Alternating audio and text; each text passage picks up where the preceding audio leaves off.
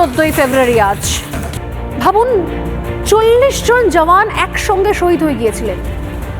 তারা তাদের কনভয় যাচ্ছিল, সেই কনভয়তে তারা কথা বলতে বলতে যাচ্ছিলেন, প্ল্যান করতে করতে যাচ্ছিলেন। কেউ ফোনে কথা বলছেন, কেউ পরিবারের সঙ্গে কথা বলছেন, কেউ প্রেমিকাকে ফোন করছেন, কেউ মা বাবাকে ফোন করছেন, কারোর বাড়ি থেকে খাবার পাঠানো হয়েছিল।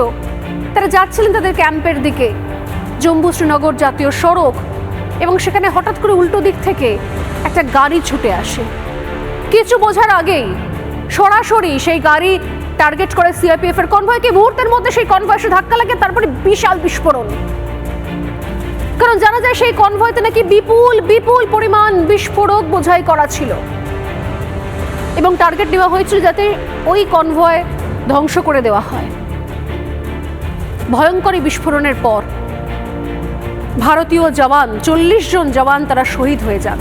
কিন্তু যেভাবে কাপুরুষের মতো ভারতীয় সেনাবাহিনীকে টার্গেট করা হলো, যারা সীমান্তে লড়াই করতে পারে না, যারা যুদ্ধে জিততে পারে না, তারা কাপুরুষের মতো সেনাবাহিনীকে টার্গেট করেছিল সেই দিন। অথচ এত বড় মর্মান্তিক ঘটনার পর কোনো সমালোচনা নয়, আমাদের এই দেশের রাজনৈতিক বিরোধী দলের কারুর গলা থেকে ঝরে পড়ল সন্দেহ। তার মধ্যে অন্যতম একজন এই রাজ্যের প্রশাসনিক প্রধান।